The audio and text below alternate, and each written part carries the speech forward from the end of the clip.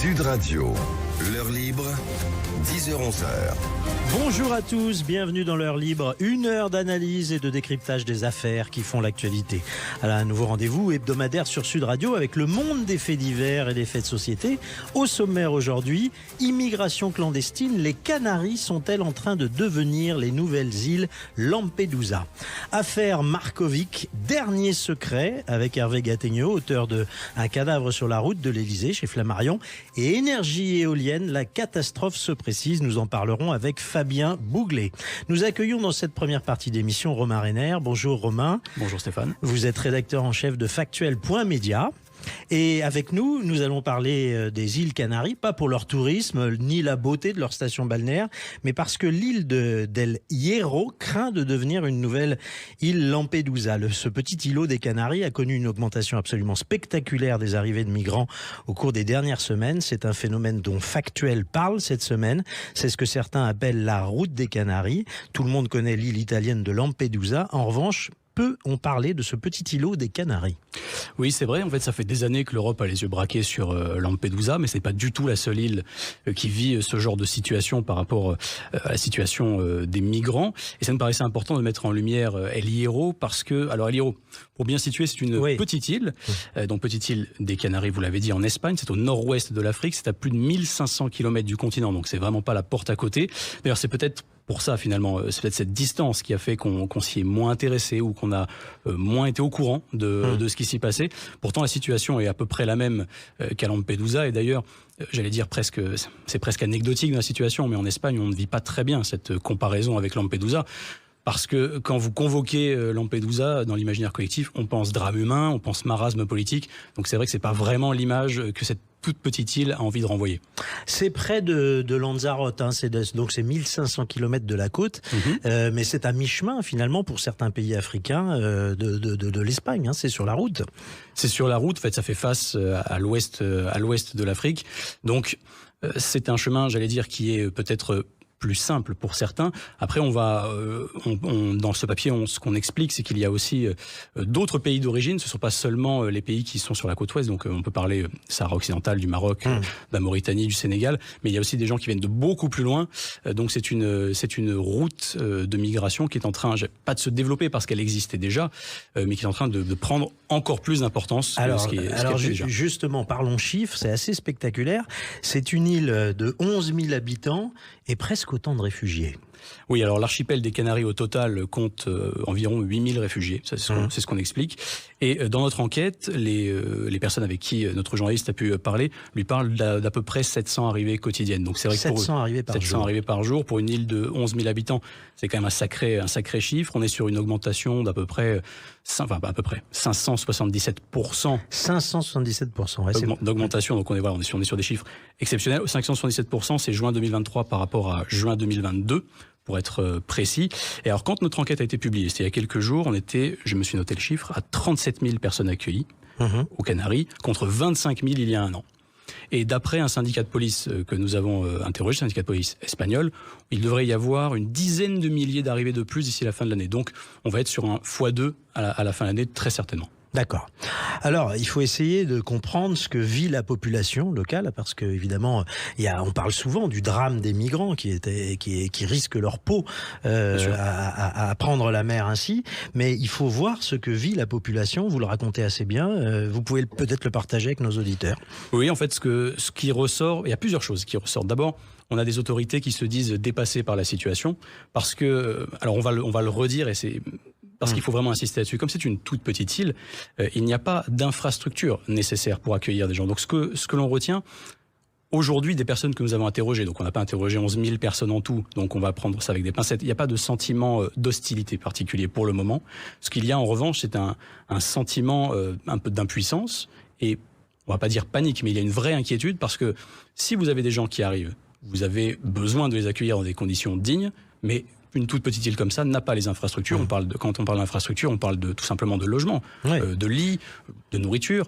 Donc il y a ce sentiment un peu d'impuissance qui ressort de cette enquête. Donc pour l'instant, voilà, comme je le dis. Et puis il y a besoin de bras quoi pour accueillir exactement, ces gens. Exactement, parce que c'est ça. Quand on vous dit qu'il y a 700 personnes qui arrivent par jour, c'est pas un bateau de tourisme qui arrive. Donc il y a des gens qui sont peut-être malades, blessés. Il faut prendre ça en charge. Il faut accueillir le bateau. Il faut accueillir ces gens. Il faut les dispatcher dans les services dont ils ont besoin. Et ça ne vaut que si vous disposez déjà des services. Ouais. Alors le ministère espagnol de l'Intérieur reconnaît que personne n'avait prévu un afflux aussi massif. Oui, c'est un peu paradoxal parce que le ministère espagnol de l'Intérieur, il nous a dit deux choses. D'abord, il s'est défendu évidemment sur sa capacité à gérer la situation. Je me suis noté ça aussi, il a bien souligné qu'il avait par exemple empêché la sortie récemment de 12 500 migrants en provenance du Maroc, de la Mauritanie et du Sénégal. Et en même temps, comme vous l'avez dit, il avoue, entre guillemets, ne pas avoir prévu un tel afflux. Cet afflux, il a évidemment de multiples raisons. L'une des premières raisons, c'est la situation actuelle au Sénégal. C'est qu'on est en période préélectorale, il y a l'élection présidentielle qui arrive, la situation s'est fortement détériorée. Le président Macky ne peut pas se représenter. Exactement, il a envoyé un de ses dauphins, ouais. Et une partie de la population qui se sent un peu, ou complètement persécutée, censurée, parce que son candidat, c'est le candidat un peu de la jeunesse, qui lui est empêché de pouvoir aller jusqu'à cette élection. Donc face à un pays qui est dans une situation de crise, dans lequel il y a de la corruption, dans lequel il y a une tension, dans lequel il y a un mal-vivre, si je peux dire ça comme ça, bien, j'allais dire malheureusement, logiquement, il y a une envie de départ forte. Et puis c'est toujours dans ces situations de désespoir et de misère que vous avez des passeurs qui viennent faire leur business. Ouais. Alors revenons un peu à la personnalité au profil de ces migrants. Ce sont deux jeunes hommes, pour la plupart. Il y a peu de familles. Oui. Il y a très peu de femmes. Peu de femmes, oui, surtout des hommes jeunes. Après, comme on parlait de crise, c'est vrai que ça peut paraître finalement assez évident dans le sens où quand vous êtes jeune et que vous êtes dans un pays qui est en crise, vous êtes finalement les plus enclins à pouvoir partir pour tenter d'avoir une vie meilleure. Et quand on parle de jeunes, là vous avez parlé de jeunes hommes, mais il y a aussi des enfants puisque il y a des mineurs non accompagnés. Ouais, c'est ce que on apprend aussi à la lecture de cette enquête, c'est qu'il y a quantité de gens dont on ne sait pas exactement l'âge, mais qui se présentent comme mineurs. Exactement.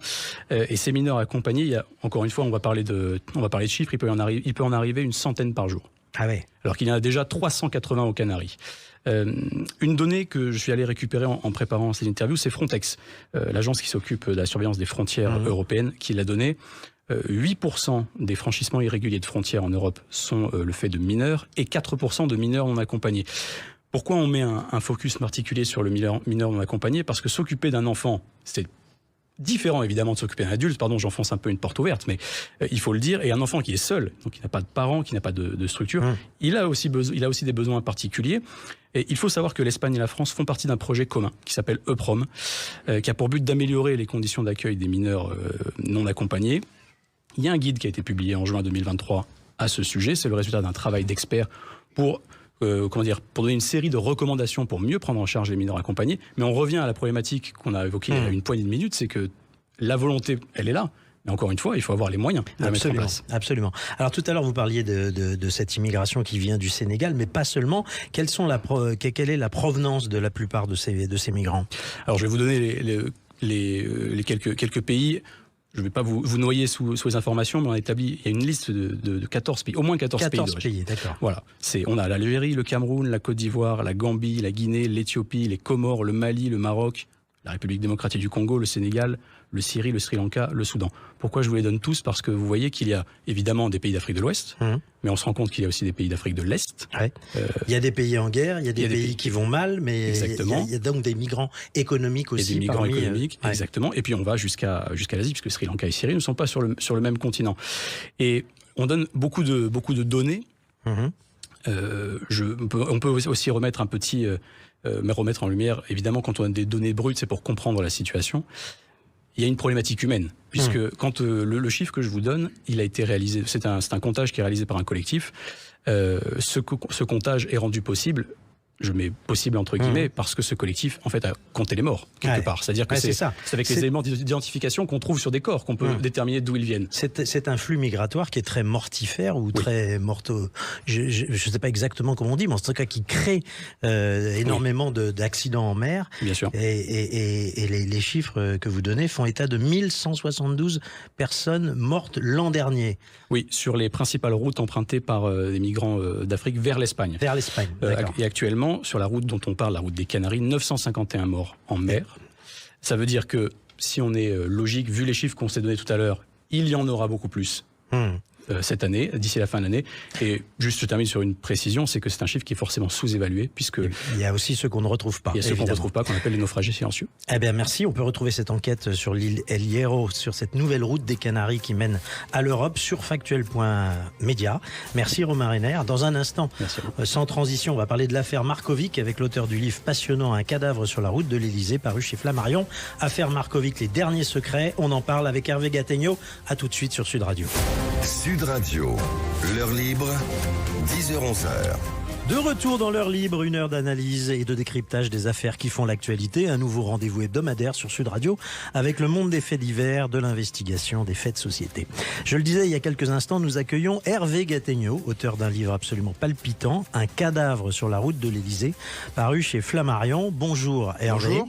C'est un livre, c'est une enquête très bien écrite qui raconte l'affaire Markovic, 55 ans après, presque jour pour jour. Comme vous l'imaginez, avec le concours des derniers témoins et l'accès à des archives nouvelles. Tout le monde a entendu de cette affaire, parler de cette affaire un jour dans sa vie, au moins une fois dans sa vie, une affaire où l'on croise la pègre, les services secrets, Claude Pompidou, mais aussi son mari, le Premier ministre, qui n'était pas encore Premier ministre au moment de l'affaire, on va y venir, et puis évidemment Alain Delon, une affaire où on a énormément fantasmé, où on retrouve aussi les ministres de Gaulle. Alors, pour commencer, dites-nous Hervé Gattegno, en quoi cette affaire est absolument exceptionnelle? De toutes les affaires de la Ve République, c'est évidemment la seule, l'affaire Markovic, qui mêle des mondes aussi différents que celui du cinéma.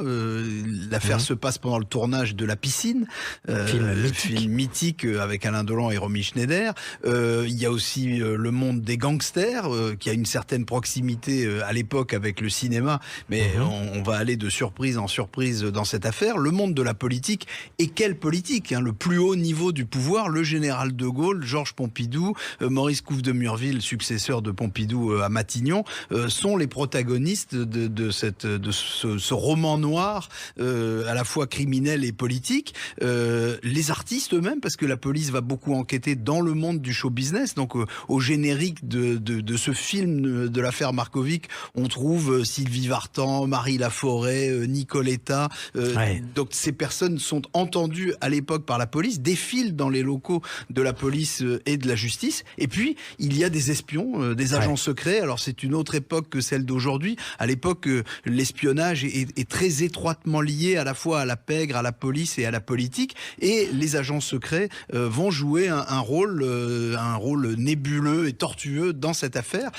Donc, il n'existe aucune affaire. Vous savez, moi, par ma profession, j'ai enquêté sur beaucoup d'affaires dans beaucoup de journaux. Plus de 20 ans que vous suivez les grandes histoires criminelles et politiques. Donc j'ai travaillé sur beaucoup d'affaires criminelles et souvent politico-financières. Je me suis toujours dit, lorsque j'étais journaliste d'investigation, que aucune affaire de toutes celles que j'ai vues et suivies n'égalait en intensité, en mystère et en originalité cette affaire Markovic, qui part d'un crime, crime de sang, et qui finira par un scandale politique. Exactement. Alors commençons, débutons le 3 octobre 1968.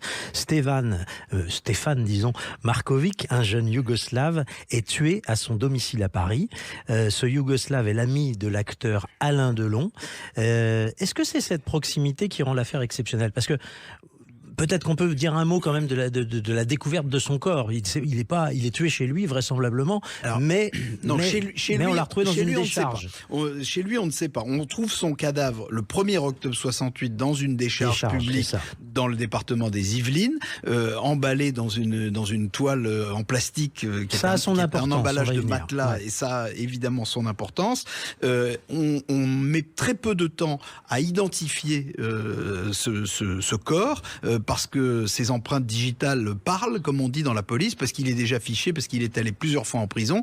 Et c'est là qu'on découvre que ce jeune Stevan Markovic a déclaré comme dernière adresse un domicile à Paris, 22 avenue de Messine, près du parc Monceau. Et il se trouve que cet immeuble est la propriété d'Alain Delon. C'est le domicile d'Alain et de Nathalie Delon. Et donc, immédiatement, cette découverte donne une dimension extraordinaire à l'affaire. La police comprend tout de suite qu'elle a affaire à un proche d'Alain Delon. Pour autant, ça ne lui donne pas encore de piste et la police va mettre des semaines avant de trouver une piste. Alors il y a quelque chose d'intéressant, c'est le profil de Stevan Markovic.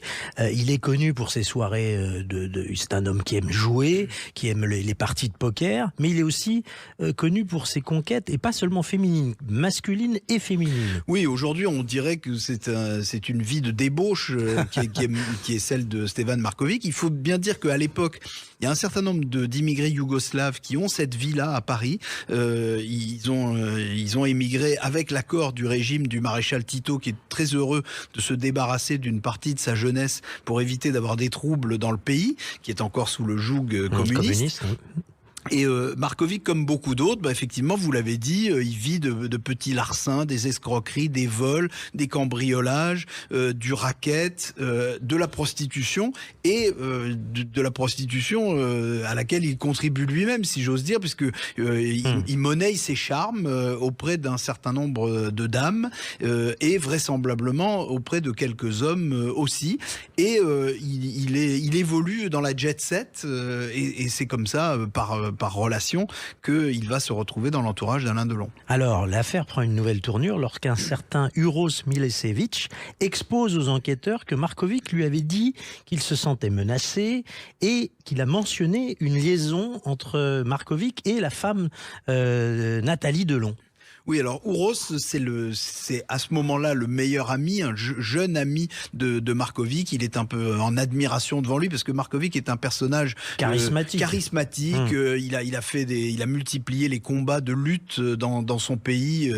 C'était un champion des sports de combat. Il est très costaud, c'est un playboy. Donc Uros est en admiration devant lui et Markovic lui fait des confidences sur les escroqueries qu'il essaye de monter. Et petit à petit, Markovic se met à raconter à son ami Uros et à quelques autres qu'il est en train de nourrir une vindicte contre Alain Delon. Et c'est assez troublant parce qu'Alain Delon a fait énormément de choses pour lui. Il l'a accueilli dans son entourage, je l'ai dit, il l'a accueilli à son domicile, il lui a présenté beaucoup de ses amis, il l'a fait travailler dans le cinéma où il fait des... Pourquoi il aime autant s'entourer de fréquentations douteuses, Alain Delon?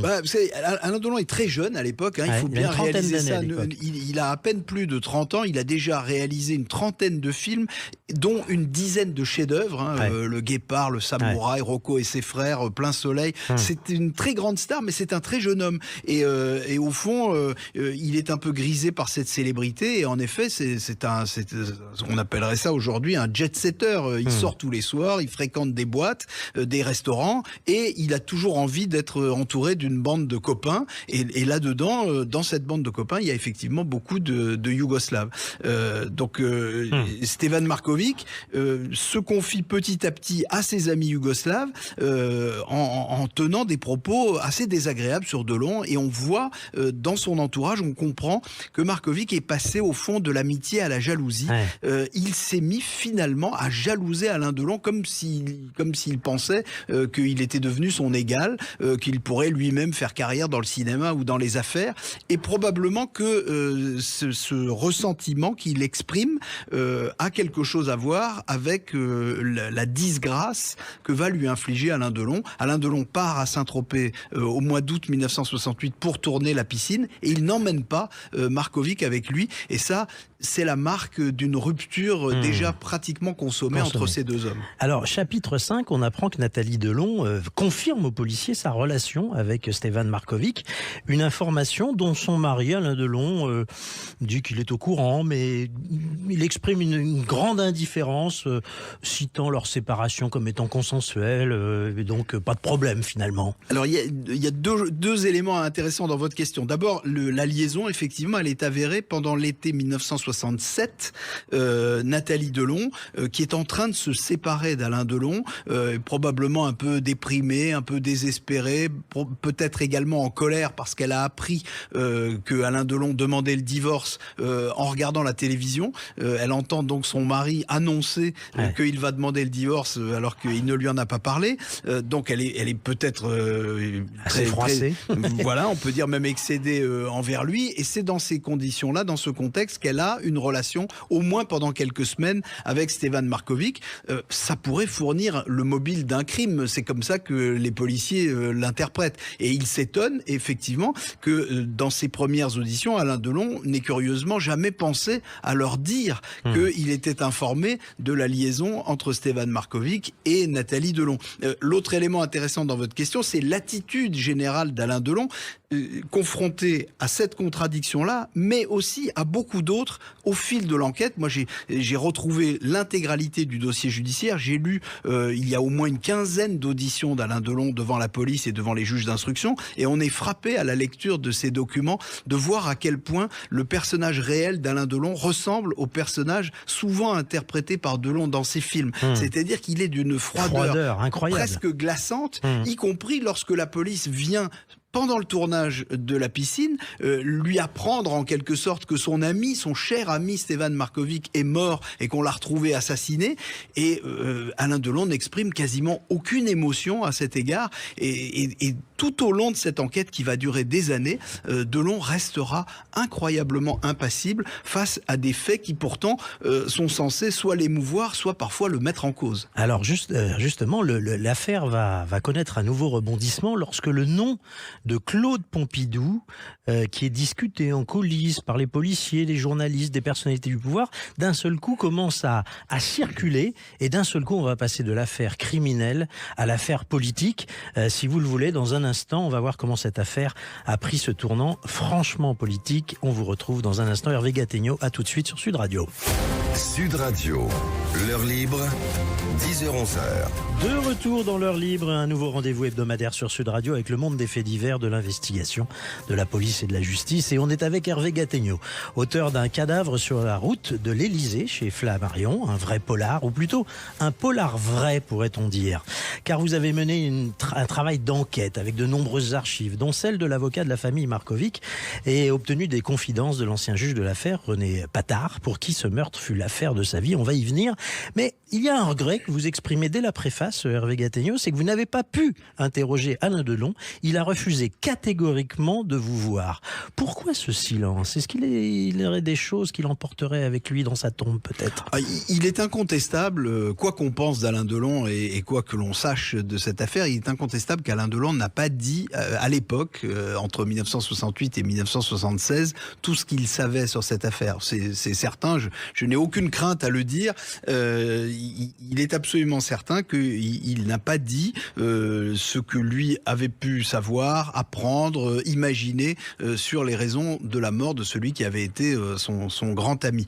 Lorsque j'étais directeur de Paris Match, j'avais eu une conversation avec Alain Delon et je lui avais dit qu'un jour j'espérais pouvoir écrire un livre sur l'affaire Markovic. Je lui avais dit, est-ce que ce jour-là vous accepteriez de m'en parler? Il avait fait une petite moue comme ça, il m'avait dit pourquoi pas. La réalité c'est que Alain Delon a beaucoup parlé à l'époque, y compris parfois dans la presse, au moment des faits, au moment de l'affaire, entre 68 et 72.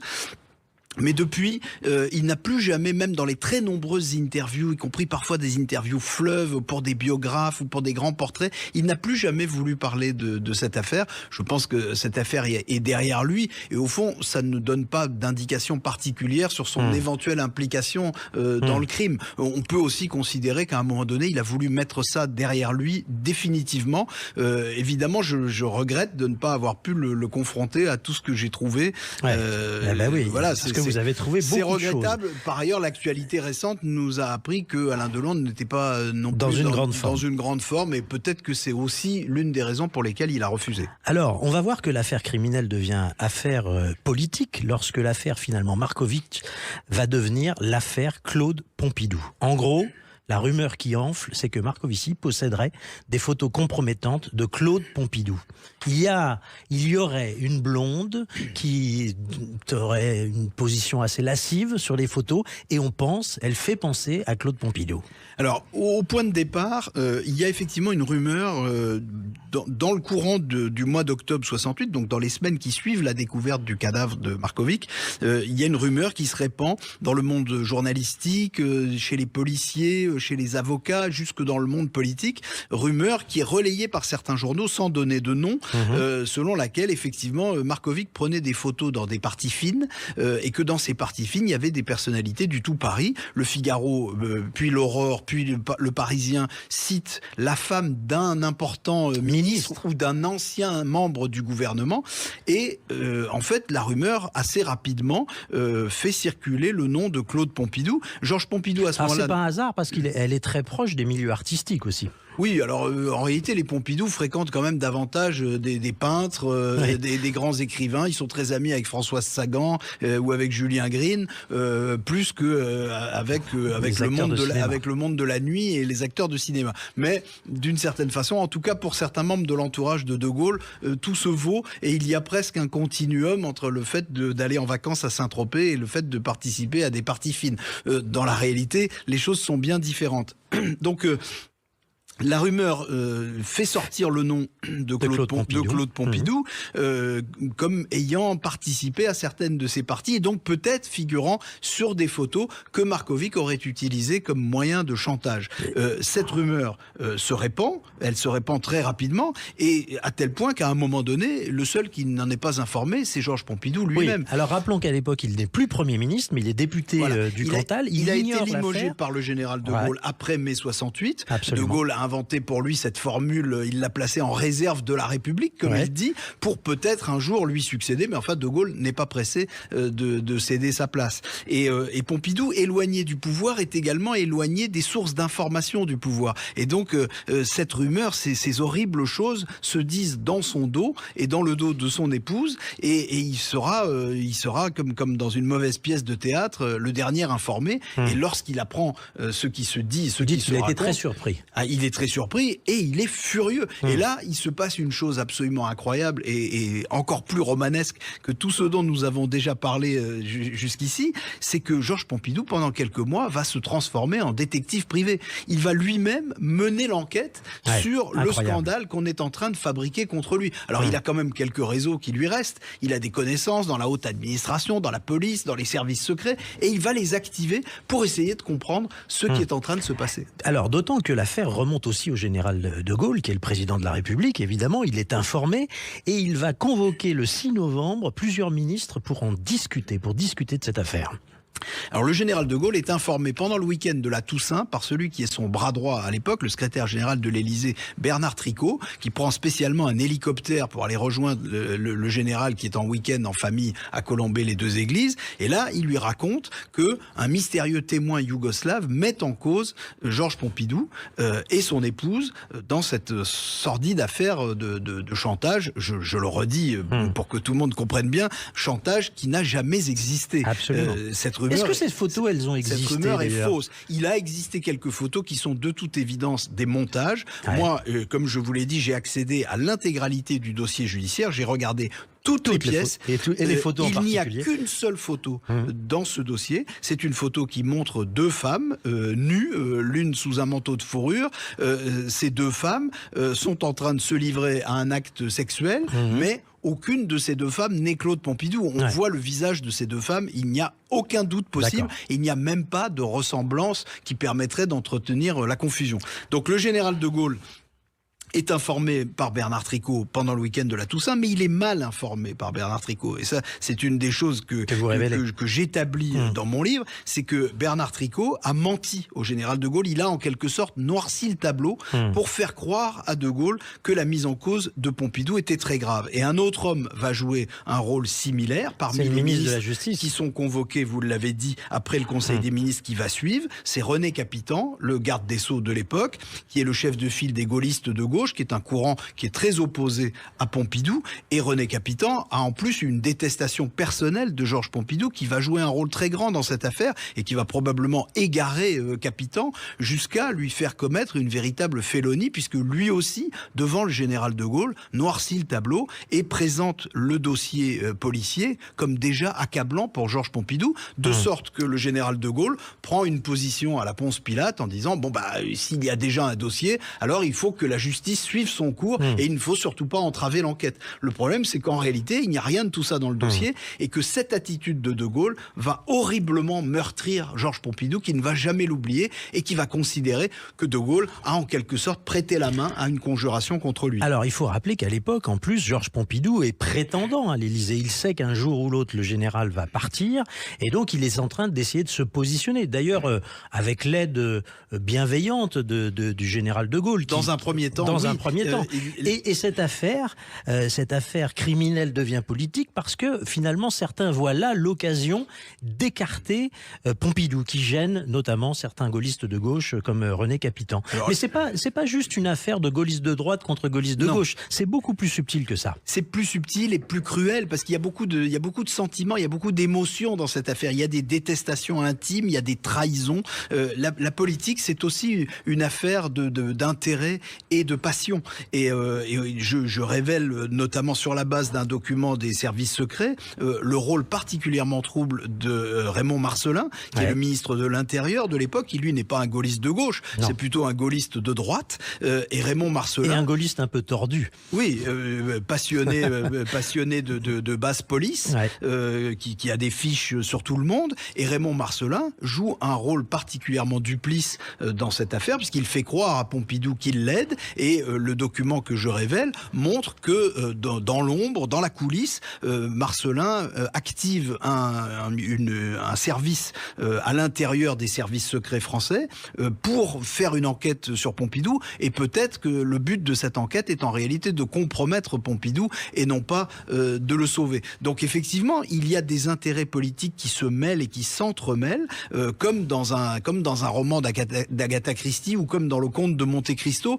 Il y a des intérêts différents qui tous concourt à ce moment-là à vouloir la chute de Georges Pompidou. Et là où effectivement cette affaire emporte des conséquences politiques très importantes, c'est que la découverte par Pompidou de cette conjuration et le fait que d'une façon ou d'une autre, à son corps défendant peut-être, le général y ait prêté la main, conduit Georges Pompidou à rompre avec le général, rompre politiquement puis personnellement, et donc à prendre les devants et à annoncer lui-même sa propre candidature en janvier 1969. C'est ce qu'on appelle l'appel de Rome. Dans tous les livres d'histoire, on trouve cette histoire racontée, mais jamais on ne montre à quel point cette affaire est directement liée à l'affaire Markovic. Et alors, il y a un autre personnage très important dans votre livre, dont on entend parler dès le début, puisqu'on sait que Marcovici avait rendez-vous avec lui. Markovic, avait rendez-vous avec lui, c'est François Marc-Antony. Rappelez-nous très brièvement, parce qu'on n'a plus beaucoup de temps, qui est ce personnage et finalement on va s'apercevoir que il est le nœud gordien de cette affaire, vraisemblablement. Un nœud gordien, c'est une bonne formule, car c'est aussi le titre d'un livre de Georges Pompidou. François Marc-Antony, c'est un grand gangster de cette époque, qui a connu Alain Delon très jeune, et qui évolue lui aussi à la lisière du monde du cinéma et de la politique. C'est un gaulliste, il a travaillé dans des campagnes électorales des gaullistes, il est proche du SAC, le sulfureux service d'ordre gaulliste de cette époque. Et François Marc-Antony, il connaît Markovic.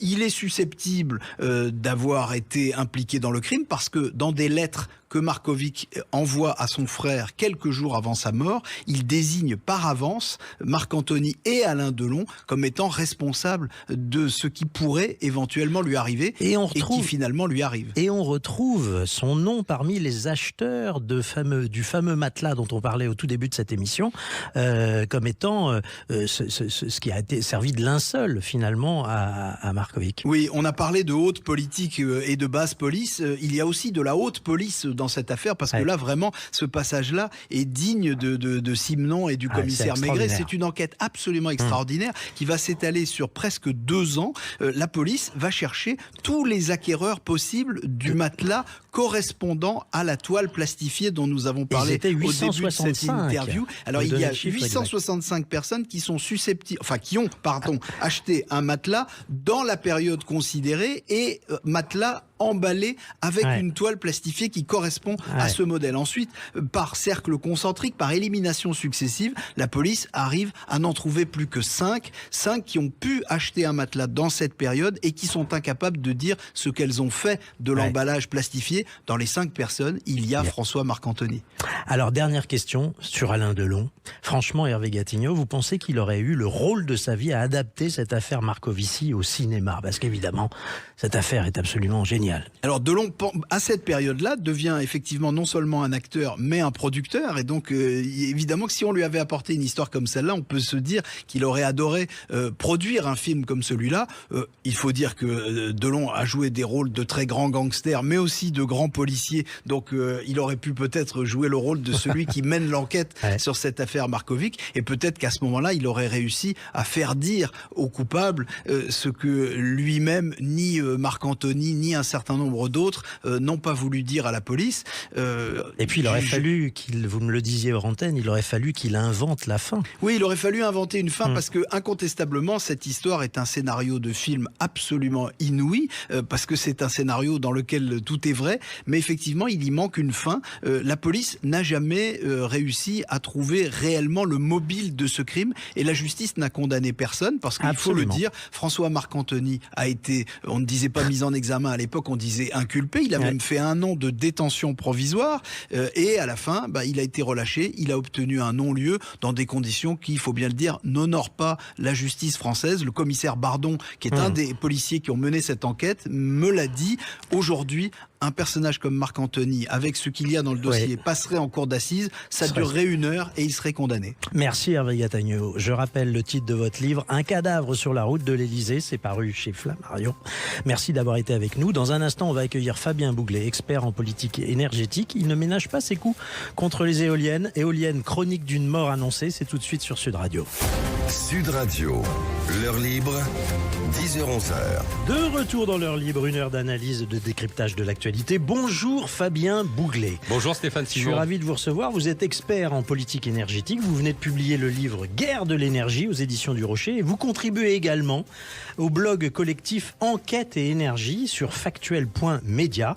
Et vous venez d'y rédiger une tribune intitulée 15 milliards d'euros de pertes, la filière éolienne explose. Alors c'est passionnant parce qu'il y a 4 mois, vous prédisiez déjà la prochaine déflagration de la filière éolienne mondiale.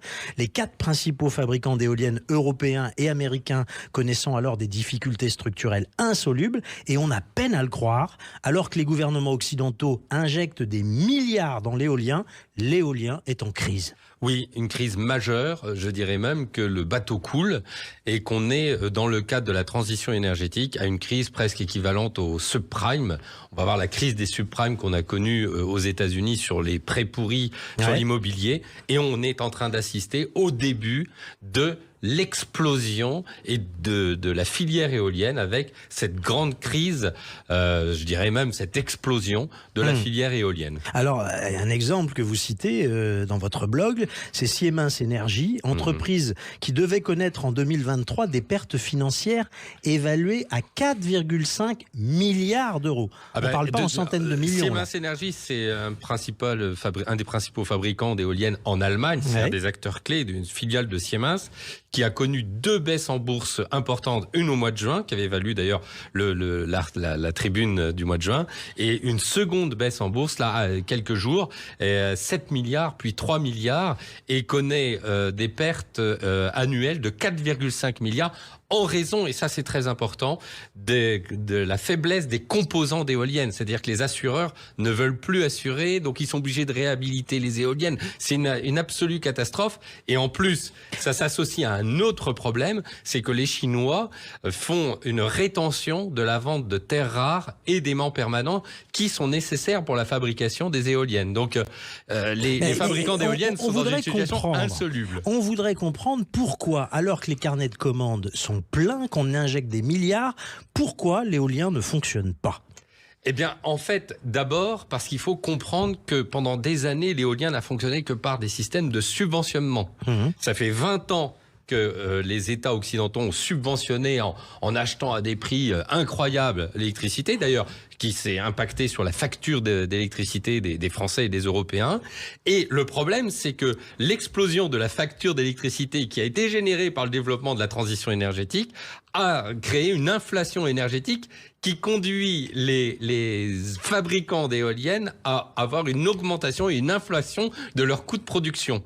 Cumulé avec l'augmentation des taux, eh bien en fait, les fabricants d'éoliennes ne s'en sortent plus parce qu'ils ont une inflation des matières premières, ils ont l'augmentation des taux, ils ont des problèmes de chaîne d'approvisionnement des matériaux, notamment de ceux qui viennent de Chine. Ouais, et cette cumul etc. conduit au fait que fabriquer leur coûte de l'argent. C'est incroyable. Alors, vous écrivez Siemens et Ordred, un fabricant danois, représentent la face visible du Titanic éolien mondial en train de couler sous nos yeux. Ben oui, depuis 2021, moins 80% de cours de bourse pour Siemens Energy, moins 82% pour Ørsted. Au dos d'hier, il faut acheter parce que c'est bas, mais en fait, il faut bien comprendre que les actionnaires doivent absolument vendre leur part parce que c'est le Titanic, hein, il faut bien comprendre. Et on a Le Monde, alors c'est intéressant, Le Monde a fait un article au mois d'août, crise d'adolescence en France.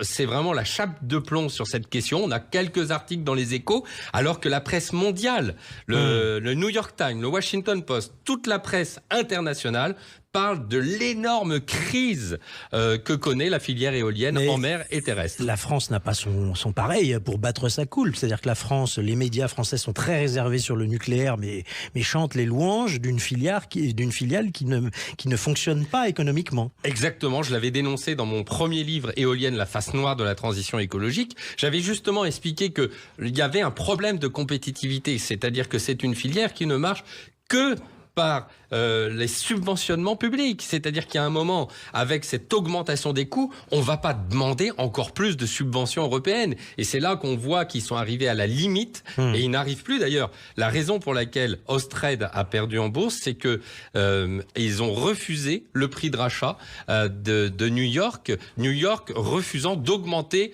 encore une fois les subventionnements. Donc, on est dans un cycle infernal. Oui, absolument. Alors, vous écrivez, je reprends ma phrase. Que penser objectivement d'une filière économique qui augmente fortement ses pertes lorsqu'elle développe son chiffre d'affaires ? Les esprits les plus rationnels penseraient immédiatement que c'est une filière vouée à la faillite. Et c'est bien dans cette logique que les marchés financiers sanctionnent. Donc, les marchés financiers sanctionnent en ce moment. Exactement. Or, il faut bien se rappeler que le marché financier est un anticipateur de l'économie réelle. Ça veut dire simplement que ce qui se passe aujourd'hui, c'est simplement la traduction boursière de ce qui va intervenir dans les prochains mois et de prochaines années. C'est-à-dire qu'on va assister véritablement à une explosion, c'est ce que je dis d'ailleurs dans le blog factuel. Et d'ailleurs, mon anticipation d'il y a 4 mois s'avère beaucoup plus rapide que ce que je pensais initialement. Alors, il faut parler d'un mauvais élève en particulier, c'est l'Allemagne. Et oui.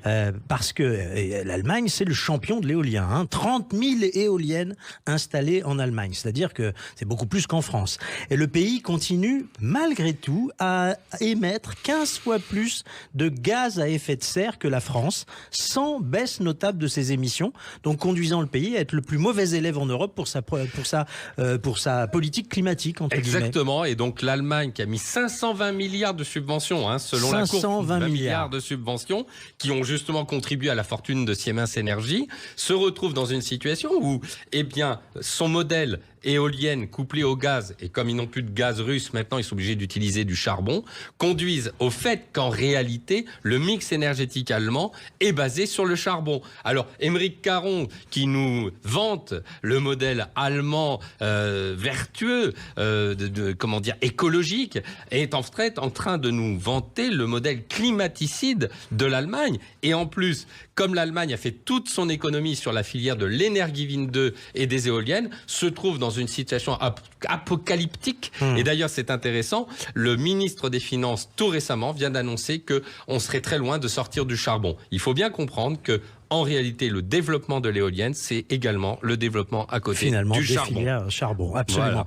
Voilà. Vous concluez de façon éloquente, l'Europe et la France doivent à présent se consacrer à une filière qui a fait ses preuves en matière d'indépendance énergétique, de faible coût sur le long terme, de faible pollution et de décarbonation, c'est le nucléaire. Vous êtes évidemment de parti pris quand même quand vous le dites, mais vous comprenez que le nucléaire puisse encore faire peur après Tchernobyl, Fukushima. Qu'est-ce que vous dites à ceux qui ont encore les pieds de plomb quand on leur parle du nucléaire? J'ai écrit un livre qui s'appelle Nucléaire, les vérités cachées, où je montre que l'OMS a établi que le nucléaire produisait 0,04 morts par térawattheure produit, là où le charbon produit 100 morts par térawattheure produit. Lorsqu'on développe le nucléaire, on crée un système vertueux pour la santé des Européens. Aujourd'hui, tous les jours, les fumées de centrales au charbon allemandes tuent réellement, et qu'il vaut mieux se baser sur une énergie propre et décarboné comme le nucléaire, qui accidentellement pourrait avoir des problèmes, mais qui globalement ne génère pas de problème. Ne génère pas de problème. Et surtout, ce que je voudrais dénoncer, c'est la politique de en même temps du président Macron, qui semble, et j'ai beau alerter le gouvernement là-dessus, ne pas comprendre qu'en réalité, les politiques qui soutiennent la politique éolienne allemande vont partir avec l'eau du bain. C'est-à-dire qu'aujourd'hui, les gouvernants français ne prennent pas conscience que la filière éolienne est en train de s'effondrer mondialement, alors qu'en réalité, il faut stopper ce financement complètement illusoire d'une énergie dite verte au profit d'un nucléaire décarboné. Ce sera la dernière question. Pourquoi est-ce que l'Union européenne encourage toujours autant ces énergies alternatives, dont l'éolien? Est-ce que c'est simplement dû au fait du poids de l'Allemagne dans l'Union européenne? Exactement. C'est aussi simple que ça.